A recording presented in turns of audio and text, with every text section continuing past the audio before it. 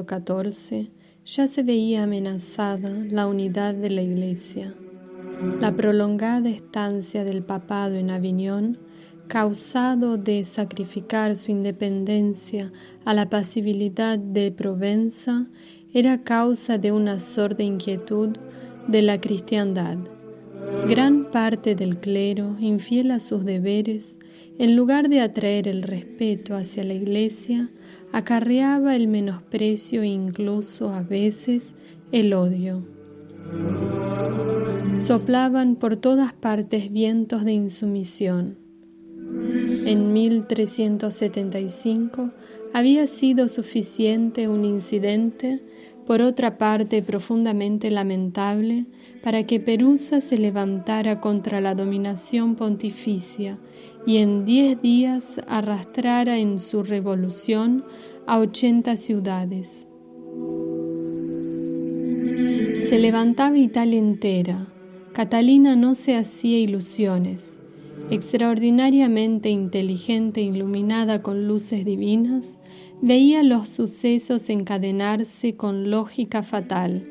Se fraguaba la tempestad. ¿Qué podían hacer para dispersarla los mediocres pastores de la Iglesia?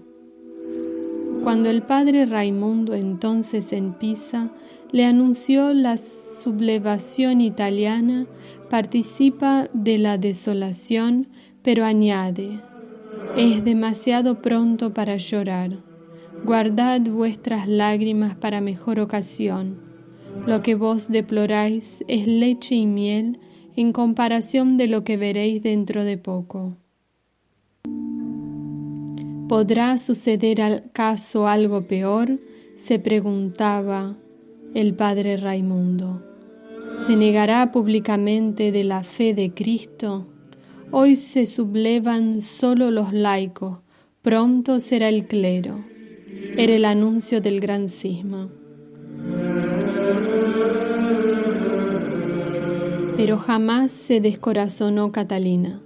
Ante este inmenso peligro estructuró un plan grandioso, a cuyo triunfo consagró toda la vida que le quedaba. Plan que ningún eclesiástico o estadista supo concebir con igual lucidez y menos todavía realizar. Repitámoslo, es algo extraordinario en una hija del pueblo, a pesar de 25 años y sin cultura ni formación. Este plan abarcaba toda la Iglesia. Dentro, restaurar primero la majestad tradicional del papado, llevándolo a su sede de Roma, y una vez recuperado su prestigio, reformar luego las costumbres cristianas, que le floreciera de nuevo la santidad en el orden eclesiástico. Hacia el exterior conservar la civilización de Europa, rechazando con la cruzada la amenaza de la invasión turca. Si los que gobernaban en aquel entonces a los pueblos la hubieran comprendido y seguido, se le hubieran ahorrado muchos males al mundo. Con clarevidencia veía Catalina que la unidad de la Iglesia y la civilización cristiana solo podían salvarse si los pueblos se agrupaban filialmente con fidelidad en el trono del papado. El Papa era el aglutinante de la unidad cristiana, pero como ya dijimos, casi todos los estados italianos estaban en guerra contra el Papa. También Roma se había sublevado. Emprende entonces Catalina una activa campaña para reducir a obediencia a los hijos rebeldes. Habiendo logrado lo que no había podido conseguir Dante ni Petrarca, el retorno de Papa a Roma gozaba de inmenso prestigio ante príncipes y pueblos. Y aprovecha esta coyuntura para imponer la paz. Escribe a la República de Florencia, al Duque de Milán, a los jefes de la República de Perusa, a los cónsules de Bolonia, a todos los que de alguna manera podían ejercer en aquel momento alguna influencia y servir a la causa de la paz. A todos les predica la unión en torno del Papa.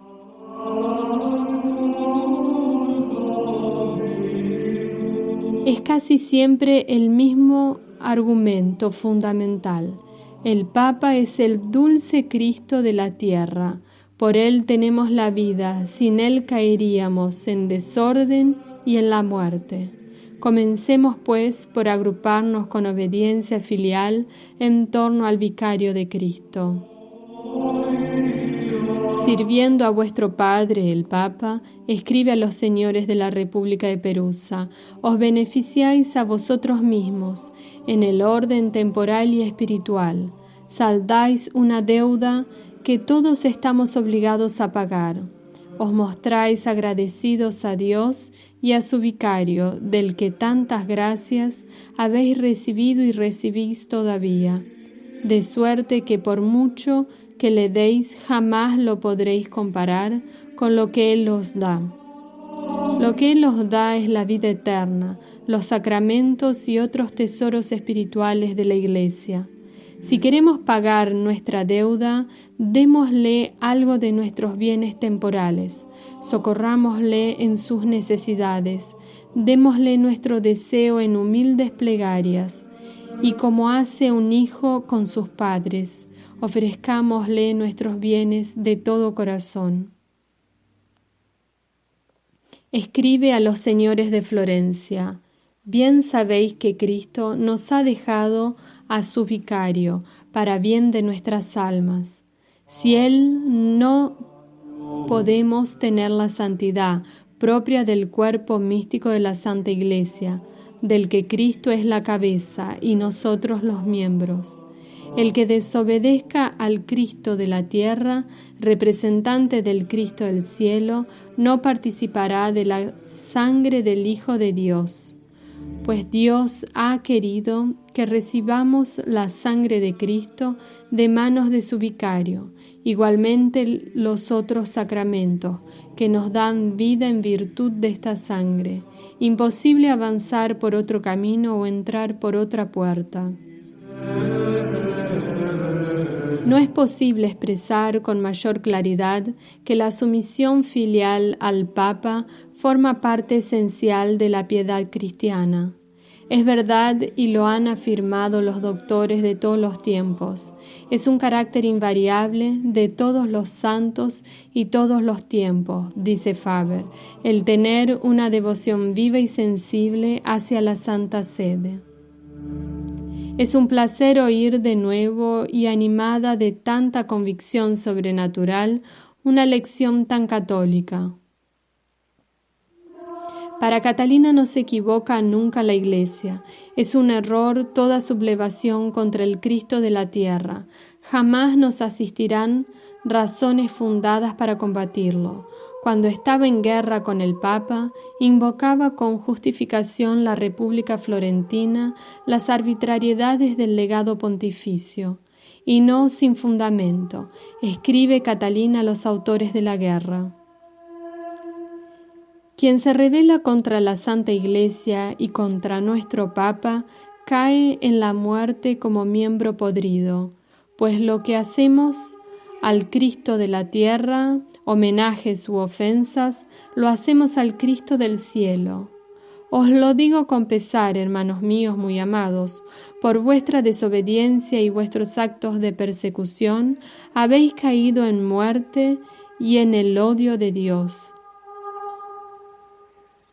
No os podía suceder mayor desventura que el veros privados de la gracia.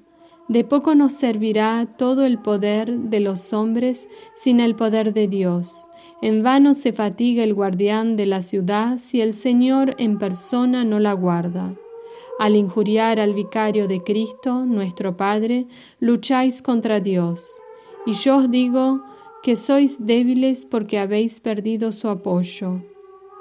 Admitamos que muchos caen ¿O creen que no han ofendido a Dios y que se les antoja haberle hecho un servicio persiguiendo a la Iglesia y a sus pastores? Se defienden diciendo: estos prelados son culpables y hacen mucho daño. Y yo os anuncio la expresa voluntad de Dios, aun cuando los pastores y el Cristo de la tierra fueran demonios encarnados en lugar de tener la dulzura y bondad de un Padre, sería preciso obedecerles, no por ellos, sino por obediencia debida a Dios, porque el Papa es el vicario de Cristo. Dios lo quiere. Jamás tiene un hijo razones valederas para levantarse contra su padre. Sería malo e injusto, porque la existencia recibida de su padre es un bien tan grande que con nada se puede pagar. De la misma manera, la existencia y la gracia que nos vienen del cuerpo místico de la Santa Iglesia son bienes tan grandes que ningún homenaje ni servicio alguno podrían saldar jamás nuestra deuda. Ninguna injusticia de la que nos creyéramos víctimas puede autorizarnos a levantarnos contra nuestro jefe. Ante todo, pues, obedecer y si se insumiso, someterse. Cuando Florencia llama a Catalina en 1377 para negociar la paz, exige primero sumisión, que los florentinos comiencen por observar el entredicho fulminado por el Papa y que reconozcan la autoridad pontificia. Es condición previa y sólo después de esta deferencia abogará Catalina con todo entusiasmo por la causa florentina. La paz, Santísimo Padre, la paz, la paz.